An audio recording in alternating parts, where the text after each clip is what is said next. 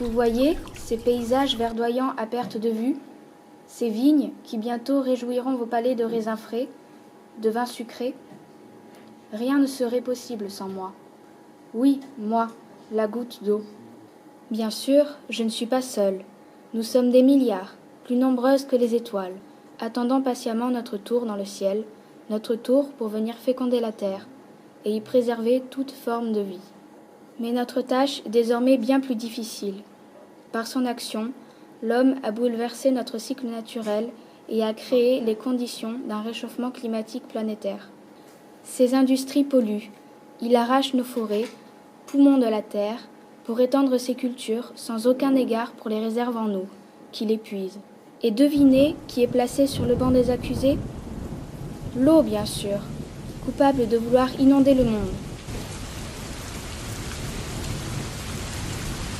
Coupable aussi de vouloir l'assécher.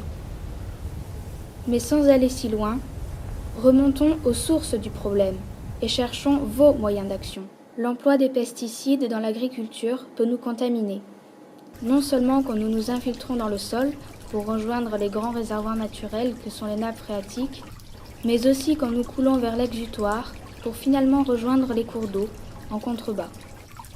En effet, en ruisselant le long du bassin versant, nous nous chargeons des pesticides, métaux lourds et phosphore déposés sur le sol.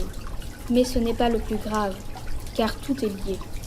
Un sol pollué, c'est aussi un sol qui peu à peu perd en porosité, car la biodiversité s'éteint en lui.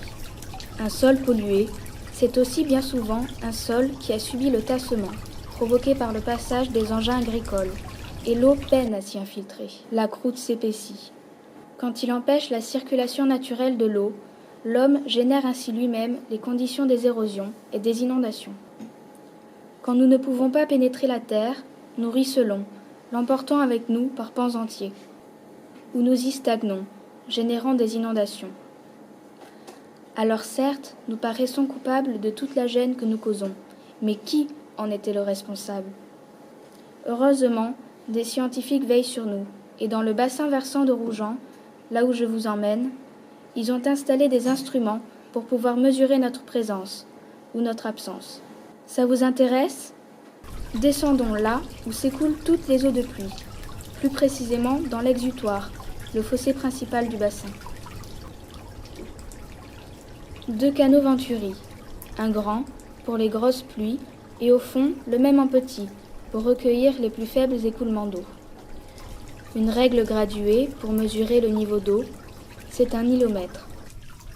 Des joues pour mesurer le débit. Il y a même un capteur radar qui mesure la surface d'eau libre et envoie des ondes dans une base de données.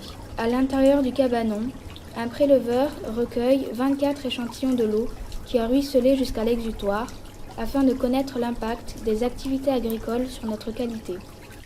Et voilà un pluviographe qui sert à mesurer en millimètres la quantité de pluie tombée. Les données relevées sont enregistrées sur une carte mémoire et transmises aux scientifiques de l'INRA. Enfin, voilà le piézomètre, mon préféré. Celui-là n'attend pas que nous venions jusqu'à lui, par ruissellement sur les sols ou directement du ciel. Il vient nous chercher sous la terre. La sonde s'enfonce dans un tube profond de 4 mètres, installé sous la terre à l'aide d'une foreuse. Au contact de l'eau, la sonde émet un signal sonore et évalue la profondeur de la nappe phréatique, car la plupart d'entre nous restent là, en réserve, bien à l'abri sous la surface du sol. Des prélèvements réguliers permettent, là encore, de vérifier la qualité de notre eau. Une terre bien irriguée, c'est une terre où les plantes pousseront mieux. Nous sommes là pour le bien-être des cultures et des hommes. Laissez-nous faire notre chemin. En mesurant en quelle quantité nous tombons, les scientifiques de l'Observatoire de Rougen peuvent mieux vérifier notre taux de pénétration dans les sols et donc l'aggravation du phénomène de ruissellement. C'est pour prévenir ce phénomène que les scientifiques de la station de Rougen nous surveillent et tentent de sensibiliser la population. Indispensable à la vie, l'eau mérite bien qu'ils consacrent leurs efforts et leur temps à observer celle qui fait de votre planète une planète bleue. Et puissions-nous rester pour vous de simples sources de vie et d'émerveillement.